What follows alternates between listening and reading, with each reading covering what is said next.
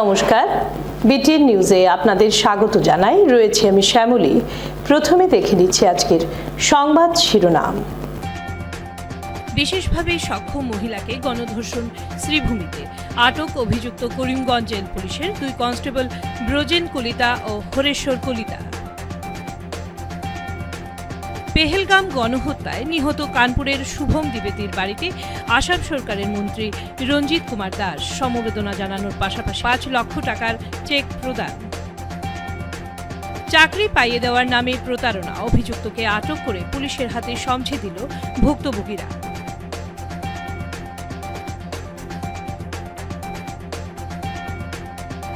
কৃষক আন্দোলনকে আগামীতে শক্তিশালী করতে শিলচরে প্রথমবারের মতো রাজ্য শিক্ষা শিবিরের আয়োজন করল আসাম রাজ্যিক কৃষক সভা।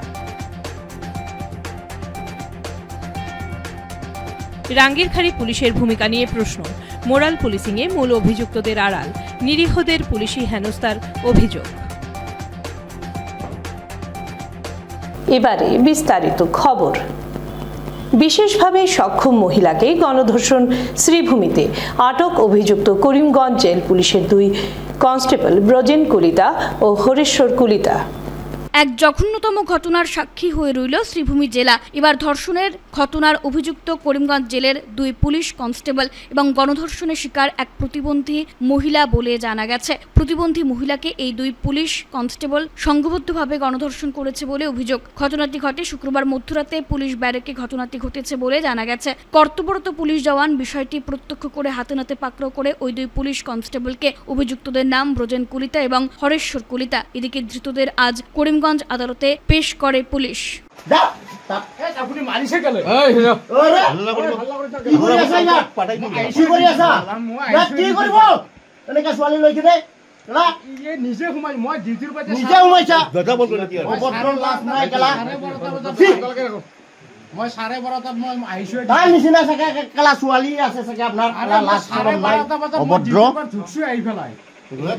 তাই আহি পেলাই এটা সোমাই আছো। মই 12:30 বজাত মই ঢুকছো আহি পেলাই। মই ডিউটিৰ পৰা আহিছো। মই কলিতাক মাতি দিয়ে 12:30 বজাত মই ঢুকছো আহি পেলাই। কি কথা কমাইছো? মই আহিছো ডিউটিৰ পৰা। মই 12:30 বজাত মই ডিউটিৰ পৰা আহি সোমাইছোহে। মই ডিউটিৰ পৰা যোৱাকালি প্ৰায় মাজনিশা 1:30 বজাত ডিষ্ট্ৰিক্ট জেলৰ পৰা আমাৰ যিখিনি চিকিউৰিটি পাৰ্চনেল থাকে তেওঁলোকে ফোন কৰিলে। আমাৰ পুলিচ ৰিজাৰ্ভত যিটো আৰ্ম ব্ৰাঞ্চৰ সাব ইন্সপেক্টৰ ৰাণাদেৱ, যোনে ডিটেইলমেণ্টবিলাক কৰে, তেওঁক ফোন কৰিলে যে তাত এটা মানে এজনী মহিলাক যৌন অতিশয্যাৰ এনেকুৱা এটা ঘটনা হৈছে, চ' ইমিডিয়েটলি আহিব লাগে।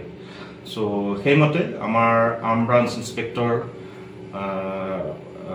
দেৱানন্দ দত্ত লগতে ABSI যিটো মানে arm branch sub inspector Ranadev, তেওঁলোকে ডিষ্ট্ৰিক্ট জেল কেম্পাছলৈ ৰাওনা হ'ল। তাত তেতিয়ালৈকে আমি গম পালোঁ যে তাৰে যি জেল ছুপাৰিণ্টেণ্ডেণ্ট তেওঁ আহি পালে অলপ পিছত। তাত এজনী জেলৰে ষ্টাফ 2জন মানে এজনী মহিলাক যৌন অতিশয্যা চলাইছিলে। মহিলাজনীকো তাত আছিলে আৰু লগতে আমাৰ যি চিকিউৰিটি ষ্টাফ তেওঁলোকে এই অভিযুক্তজন মানে ৱাৰ্ডাৰ হয়, তেওঁলোক জেলৰ ৱাৰ্ডাৰ হয়, তেওঁলোকক ধৰি তাত থৈ দিছিলে। তেতিয়া আমাৰ পুলিচ ৰিজাৰ্ভৰ পৰা ABI আৰু ABSI গৈ পায় আৰু আমাৰ যি নাইট পেট্ৰলিং পাৰ্টি আছিলে সদৰ থানাৰ নাইট পেট্ৰলিঙত আছিলে সাব ইন্সপেক্টৰ বিশাল চেত্ৰী। চ' তেওঁক ফোন কৰে আৰু ফোন কৰি যিজন একিউজ 2জন আছিলে, যাক মানে আমাৰ চিকিউৰিটি পাৰ্চনেল ধৰি গৈ দিছিলে, তেওঁলোকক থানালৈ লৈ অহা হয় আৰু মহিলাজনীকো অনা হয়, ভিক্টিম মহিলাজনীকো লৈ অহা হয় আৰু বাকী আমি প্ৰিলিমিনাৰী মেডিকেল এক্সামিনেশ্যন কৰিলোঁ। এইখিনি আমি কৰিব লাগে আৰু ঘটনাটো মাজৰাতি মানে ক'লোৱে 1:30 বজাত ৰিপৰ্ট হৈছে। চ' এতিয়া আমি এই গোটেই মানে লিগেল প্ৰক্ৰিয়াটো ষ্টাৰ্ট কৰিছোঁ। কেছটো ৰুজু কৰি তদন্ত আৰম্ভ কৰিম। Thank you. অ'কে আছিলে অভিযুক্ত 2জন কেছটো ৰেজিষ্টাৰ হৈ লওক। তথাপিতো মই কৈ দিছোঁ বাৰু, এজন হৰেশ্বৰ কলিতা আৰু গজেন্দ্ৰ কলিতা, তেওঁলোক ৱাৰ্ডাৰ হয়, জেলৰ ষ্টাফ হয় কেম্পাছতে। জেল কেম্পাছ যিটো residential area, jail within jail campus যিটো ৰেচিডেঞ্চিয়েল এৰিয়া, তাত ঘটনা সংঘটিত হৈছে। সেইটো এতিয়া আকৌ ক'ব পৰা একো নাই। জাষ্ট মহিলা আৰু ভিক্টিমৰ মহিলাৰ এটা যৌন অতিশয্যাত ভিক্টিম মহিলা এজনৰ বিষয়ে বেছি ডিটেইলছ এতিয়া দিয়াটো ঠিক নহ'ব। আচ্ছা, তেতিয়া কি এই 2জন কি অন ডিউটি আছিল নেকি? সেইটো আমি এক্সামিন কৰি আছোঁ এতিয়া। পেহেলগাম গণহত্যায় নিহত কানপুরের শুভম দ্বিবেদীর বাড়িতে আসাম সরকারের মন্ত্রী রঞ্জিত কুমার দাস সমবেদনা জানানোর পাশাপাশি আসাম সরকারের পক্ষ থেকে 5 লক্ষ টাকার চেক প্রদান। পেহেলগাঁও গণহত্যায় নিহত কানপুরের শুভম দ্বিবেদীর বাড়িতে পৌঁছলেন আসাম সরকারের মন্ত্রী রঞ্জিত কুমার দাস। মন্ত্রী শোকসন্তপ্ত পরিবারের প্রতি সমবেদনা জানানোর পাশাপাশি আসাম সরকারের পক্ষ থেকে 5 লক্ষ টাকার চেক প্রদান করেন। এদিকে পাকিস্তানি সন্ত্রাসীদের নৃশংস হামলায় প্রাণ হারানো নিরপরাধ পর্যটকদের 5 লক্ষ টাকা এককালীন ত্রাণ ঘোষণা করেছিলেন আসামের মুখ্যমন্ত্রী ডক্টর হিমন্ত বিশ্ব শর্মা। ঘোষণা অনুযায়ী এই নৃশংস ঘটনায় প্রাণ হারানো নিরপরাধ পর্যটকদের মধ্যে একজন শুভম দ্বিবেদীর কানপুরের তার বাসভবনে গিয়ে পৌঁছলেন আসামের ক্যাবিনেট মন্ত্রী রঞ্জিত কুমার দাস।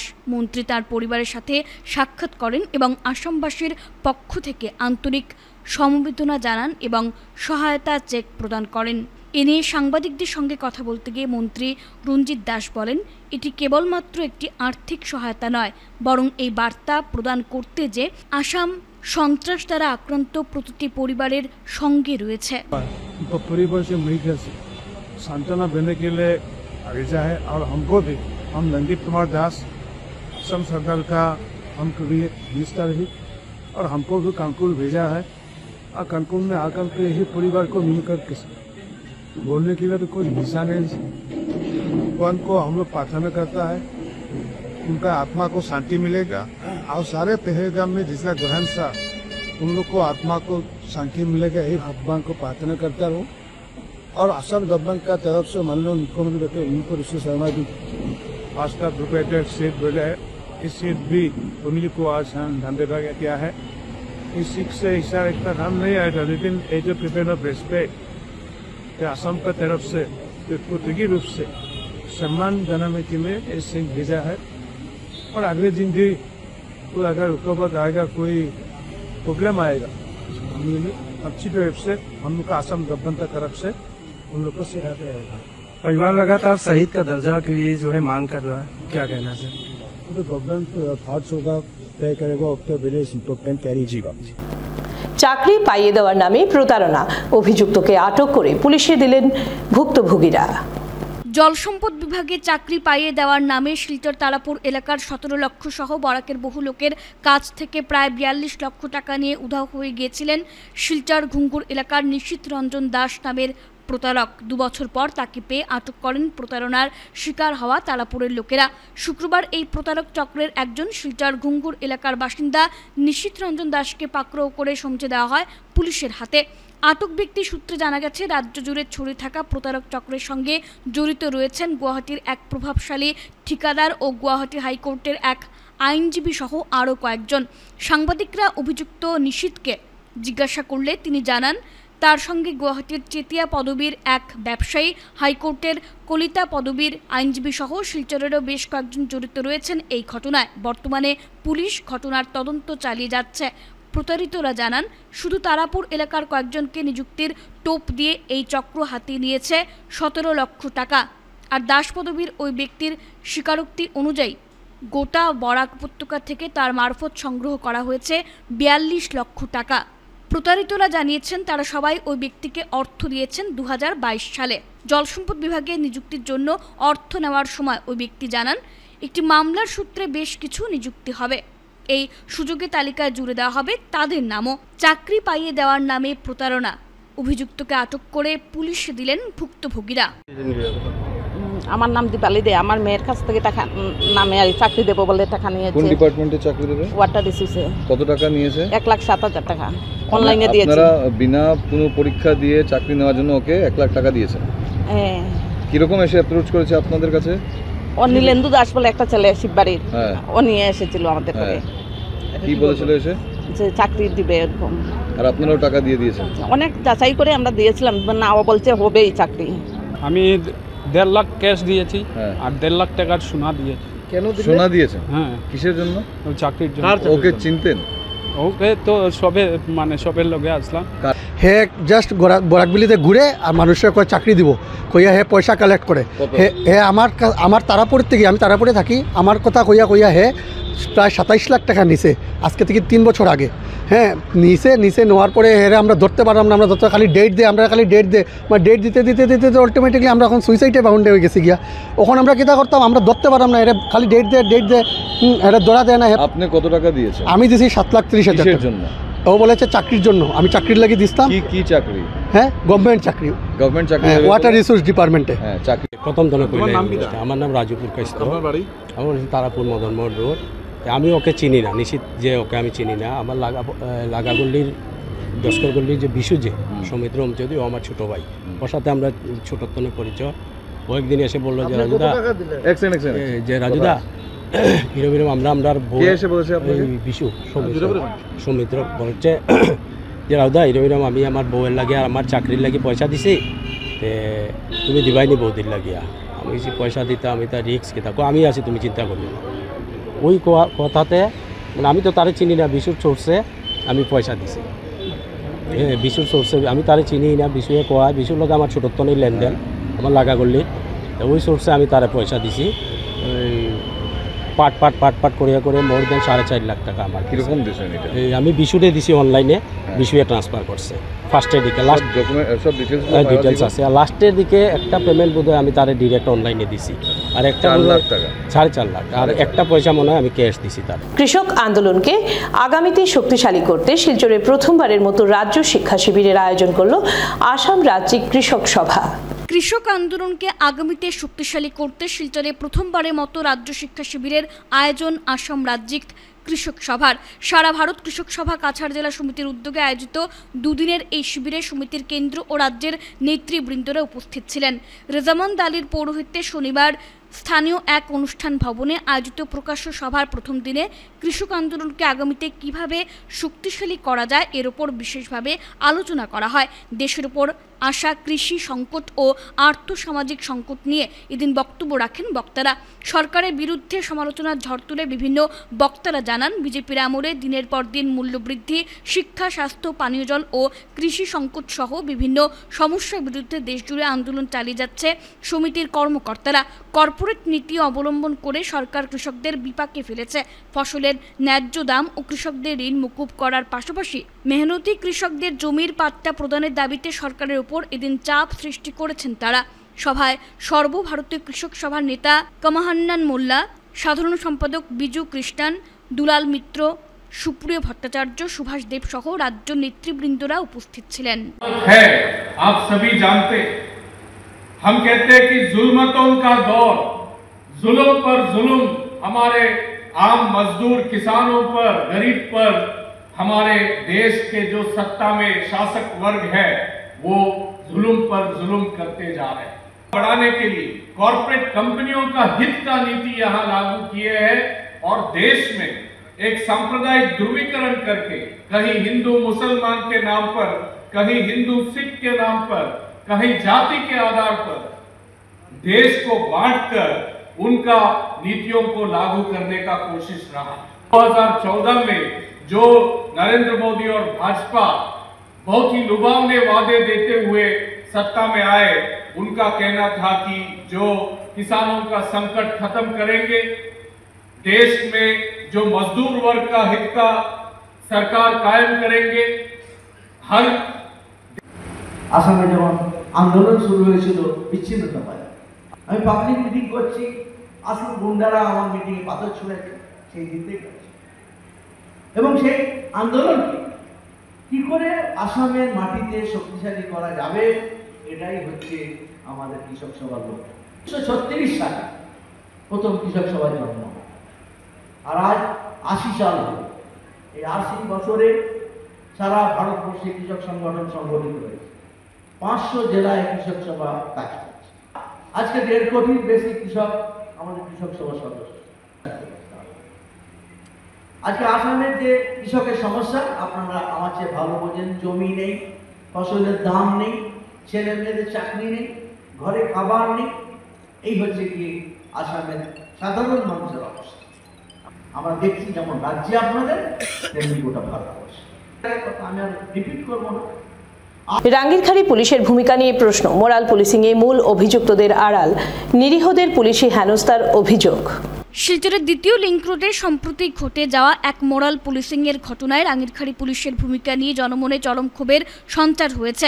সোশ্যাল মিডিয়ায় ভাইরাল হওয়া লাইভ ভিডিওতে স্পষ্ট দেখা গিয়েছে অশোক পাল, রবি পাল ও প্রতিম পাল তিনজন মিলে এক নিরীহ যুবককে শারীরিকভাবে নির্যাতন করছে। এমনকি রবি পালকে হাতে কাঁচি দিয়ে চুল কাটতেও দেখা গেছে। এই দৃশ্য দস্তুর মতো সভ্য সমাজকে ভাবিয়ে তুলেছে। তবে সবচেয়ে বিস্ময়কর ও নিন্দনীয় বিষয় হলো এই ঘটনার পর রাঙ্গিরখাড়ি পুলিশ মূল অভিযুক্তদের বিরুদ্ধে কোনরূপ পদক্ষেপ গ্রহণ না করে উল্টে নিরপরাধ 3 যুবককে আটক করে জেল হাজতে পাঠিয়েছে বলে অভিযোগ। এদিকে প্রশ্ন উঠছে, লাইভ ভিডিও প্রমাণ থাকা সত্ত্বেও অশোক পাল, রবি পাল ও প্রতিম পাল এই 3 মূল অপরাধী কিভাবে দিব্যি ঘুরে বেড়াচ্ছে? সড়ক সংস্কারের দাবিতে সোনাই মতিনগর পূর্ত সড়ক অবরোধ। সংস্কারের আশ্বাসে অবরোধ মুক্ত। 1 সপ্তাহের মধ্যে রাস্তার কাজ শুরু না হলে ফের অবরোধের হুঁশিয়ারি। গুরুত্বপূর্ণ সোনাইয়ের এসএমডি রোডের বেহাল অবস্থার জন্য ক্ষুব্ধ এলাকার মানুষ সহ রাস্তা অবরোধে নামে ওয়েসি ফ্যান্স ক্লাব। শনিবার সকালে সোনাই বাজারের মতিনগর রোডে সড়ক অবরোধ করে প্রতিবাদ সাব্যস্ত করেন এলাকার মানুষ। ঘণ্টাখানেক প্রতিবাদী কর্মসূচি চলার পর স্থানীয় প্রশাসনের আশ্বাসে শেষ পর্যন্ত প্রতিবাদ প্রত্যাহার করা হয়। এ নিয়ে সংবাদ মাধ্যমের সঙ্গে কথা বলতে গিয়ে ওয়েসি ফ্যান্স ক্লাবের সভাপতি বাপন রাজ বরভূয়া বলেন, প্রশাসন তাদের আশ্বাস দিয়েছে সোনাই মতিনগর পূর্ত সড়কের সংস্কার কাজ শীঘ্রই করে দেওয়ার। তবে আগামী 1 সপ্তাহের মধ্যে রাস্তার কাজ শুরু না হলে গণতান্ত্রিকভাবে তারা ফের আন্দোলনে নামার কথা জানান এলাকার ক্ষুব্ধ জনতা।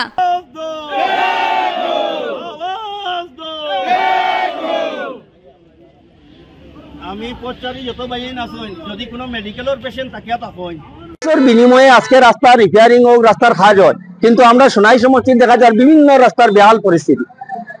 এরপরে সোনাই সার্কেলের দৃষ্টি আকর্ষণ করার কারণে আজকে সেকেন্ড স্যাটারডে হওয়ার কারণে সোনাই সার্কেল ম্যাডামও নাই, স্যারও নাই। তখন সোনাই সার্কেল থেকে 2 জন প্রতিনিধি তারা পাঠাইছেন।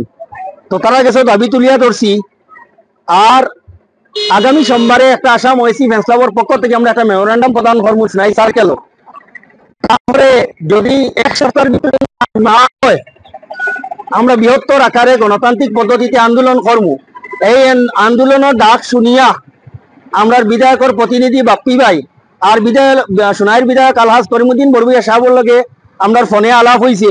ওইয়া তাইন কথা দিছেন যে আগামী যে বখরা ঈদের ভিতরে তাইন এই যে সোনাই মতিনগর রোড থেকে লাগাই আমজুরঘাট পর্যন্ত রাস্তার যেটা বেহাল পরিস্থিতি তাইন এটা লইয়া পূর্ত বিভাগের ইঞ্জিনিয়ার এসডিও স্যারের লগে আলাপ করছেন। করিয়া বিধায়কের প্রতিনিধি আমার বাপ্পি ভাই আমার জানাইছেন যে ঈদের আগে এই পূর্ত বিভাগের অফিসার লইয়া এটা রিপেয়ারিং কাজ হইব। আর আমরা সহযোগিতা এটা রাস্তার কাজ করিয়া দিবা, এটা ঈদের ভিতরে হইব। তো আমরা আগামী সপ্তাহের ভিতরে আমরা তার কথা অনুযায়ী আমরা স্থগিত রাখলাম। আর যদি কোনো কারণবশত 1 সপ্তাহের ভিতরে যদি আমরা রাস্তা রিপেয়ারিং দেখি হইছে না, আমরা যেরকম কথা দিছিলাম বৃহত্তর আকারে গণতান্ত্রিক পদ্ধতিতে স্কুল পড়ুয়া ছাত্রছাত্রী, কলেজ পড়ুয়া ছাত্রছাত্রী, গ্রাম গল্লির থেকে বিভিন্ন জনগণ লইয়া, গাড়ি চালক হল লইয়া আমরা রাস্তা অবরোধ করমু। জাতীয় সড়ক সংস্কারের দাবিতে উত্তর কৃষ্ণপুরের আউলিয়া বাজারে জাতীয় সড়ক অবরোধ করলেন ক্ষুব্ধ জনগণ। নির্মাণের 15 দিনের মধ্যেই জাতীয় সড়কে গর্তের সৃষ্টি হচ্ছে, একের পর এক দুর্ঘটনা ঘটছে। রাতেই সড়ক অবরোধ করলেন ক্ষুব্ধ জনগণ। উত্তর কৃষ্ণপুরের আউলিয়া বাজারে জাতীয় সড়ক অবরোধ করলেন ক্ষুব্ধ জনগণ। শুক্রবার রাত 9:30 নাগাদ সড়ক অবরোধে নামেন ক্ষুব্ধ জনতা। আচমকা সড়ক অবরোধ নিয়ে ক্ষুব্ধ জনগণের বক্তব্য, আউলিয়া বাজার এলাকায় নির্মাণের 15 দিনের মধ্যে জাতীয় সড়কের পিচ উঠে যাচ্ছে, সৃষ্টি হচ্ছে গর্তের। এই গর্তের মধ্যে প্রতিদিন বাইক সহ অন্যান্য যানবাহন দুর্ঘটনার শিকার হচ্ছে। শুক্রবার রাত 9:30 পর্যন্ত বেশ কয়েকজন বাইক স্কুটি আরোহী দুর্ঘটনার শিকার হন। গর্ত ভরাতে কোনো উদ্যোগ নিচ্ছে না NHIDCL কর্তৃপক্ষ। এদিকে একাধিক লোক আহত হওয়ার ঘটনায় ক্ষোভের বহিঃপ্রকাশ হিসেবে স্থানীয় জনগণ সড়ক অবরোধে নেমেছেন। এদিকে খবর পেয়ে NHIDCL এর আধিকারিক ও পুলিশ বাহিনী ছুটে আসেন অবরোধস্থলে। তারা এই রাস্তার ভাঙা অংশটি অতি সত্বর মেরামত করার প্রতিশ্রুতি দিলে ক্ষুব্ধ জনগণ সড়ক অবরোধ প্রত্যাহার করেন। আজকে বিকাল থেকে এখানে টোটাল 8 জন বাইক অ্যাক্সিডেন্ট হয়েছে। একজন আমার ভাই, আমার আপন চাচাগর ভাই একজন। আপনারা মেডিকেল গেলে দেখতে পারবা টোটাল 8 জন ডেইলি অ্যাক্সিডেন্ট হয়। আজকে দিনও আজকে সন্ধ্যার থেকে এখন অবধি 8টা বাইক অ্যাক্সিডেন্ট হয়েছে। NSDL রাস্তা বানাইছে, এই রাস্তার কন্ডিশনটা ওটা দেখুন কিতা কন্ডিশন রাস্তা রাস্তা কন্ডিশনটা দেখুন কি কন্ডিশন। হ্যাঁ, টোটাল আজকে বিকাল থেকে এখন অবধি 8 জন মানুষ মেডিকেল কলেজ মেডিকেল কলেজেও আছে এডমিট। কাজ করেন না কিতা লাগে করেন না গো, এই জায়গাটা 3বার রিপেয়ারিং করি আছে, 3বার করছে, একবারও ঠিকাইতে পারে না। যা কাজ করে তারা 3বার এটা নিয়ে আমরা সড়ক অবরোধ করছি। যত বিলে প্রশাসনে NSDL রাস্তা ঠিক করবে না অত বিলে আমরা গাড়ি ছাড়িতাম না। মানুষ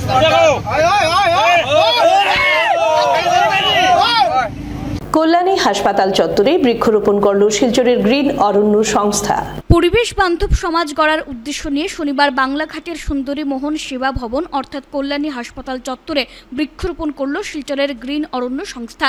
এই বৃক্ষরোপণ কর্মসূচিতে উপস্থিত ছিলেন সংস্থার সভাপতি বিমলেন্দু রায়, বিশিষ্ট চিকিৎসক ডাক্তার লক্ষণ দাস, অমাজিৎ ভট্টাচার্য সহ অন্যান্যরা। এ নিয়ে বক্তব্য রাখতে গিয়ে সংস্থার সভাপতি বিমলেন্দু রায় জানান, সবুজ পরিবেশ গড়তে গ্রিন অরণ্য সংস্থার তরফে প্রায় এ ধরনের বৃক্ষরোপণ কর্মসূচি করা হয়ে থাকে। এরই অঙ্গ হিসেবে এই দিনের বৃক্ষরোপণ কর্মসূচি প্রকৃতির ভারসাম্য রক্ষার্থে সবাইকে নিজ নিজ এলাকায় বৃক্ষরোপণ করে সবুজ পরিবেশ গড়ে তোলার আহ্বান জানান তিনি।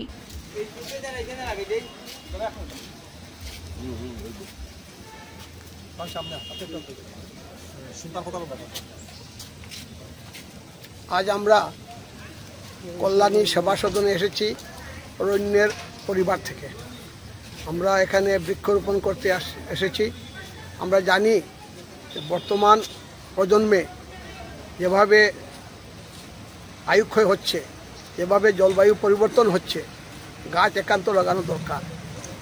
রাস্তাঘাট হবে, বিল্ডিং হবে, তার সাথে আমি জনগণকে অনুরোধ করব যে আমরা যদি গাছ একটা কাটি আমরা 2টা গাছ লাগাবো। কারণ গাছ না হলে আমরা বাঁচতে পারবো না। আমাদেরকে বাঁচতে হলে একমাত্র গাছের লাগানো দরকার।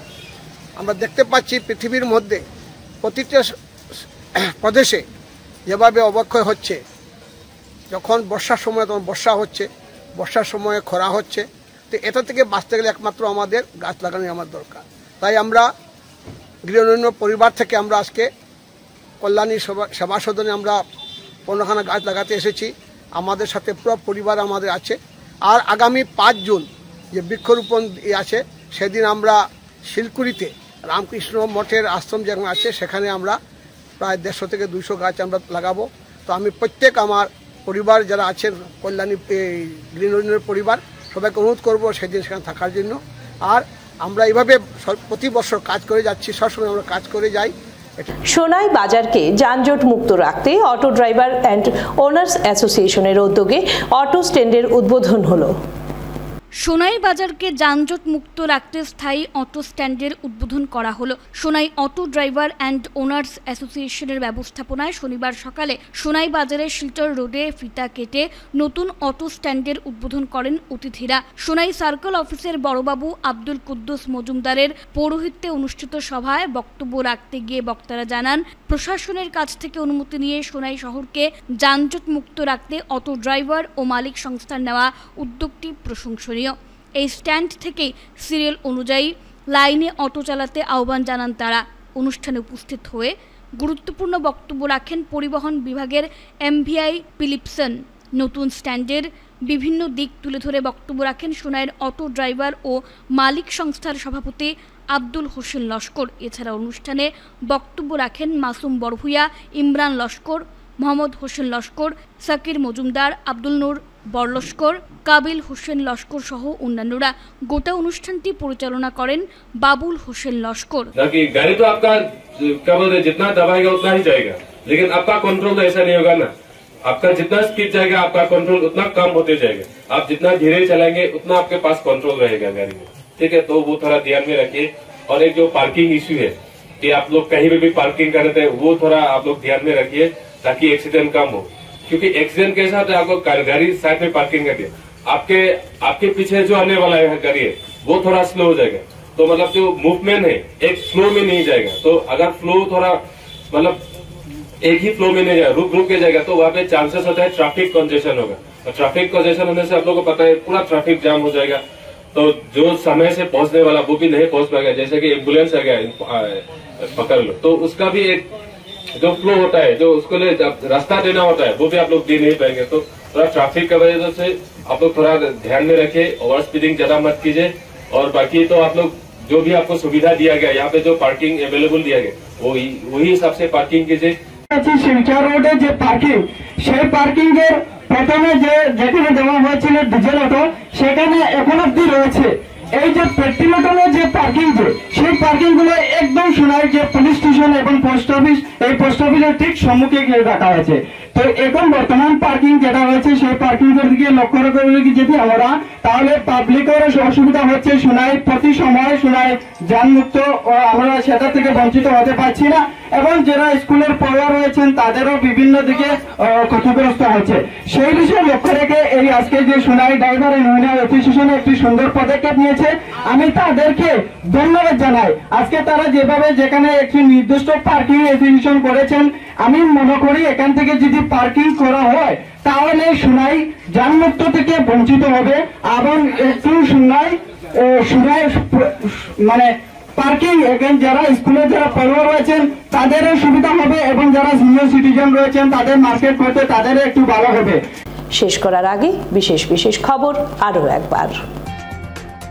বিশেষভাবে সক্ষম মহিলাকে গণধর্ষণ শ্রীভূমিতে আটক অভিযুক্ত করিমগঞ্জ জেল পুলিশের 2 কনস্টেবল ব্রজেন কলিতা ও হরেশ্বর কলিতা। পেহেলগাম গণহত্যায় নিহত কানপুরের শুভম দ্বিবেদীর বাড়িতে আসাম সরকারের মন্ত্রী রঞ্জিত কুমার দাস সমবেদনা জানানোর পাশাপাশি 5 লক্ষ টাকার চেক প্রদান। চাকরি পাইয়ে দেওয়ার নামে প্রতারণা, অভিযুক্তকে আটক করে পুলিশের হাতে সমঝে দিল ভুক্তভোগীরা।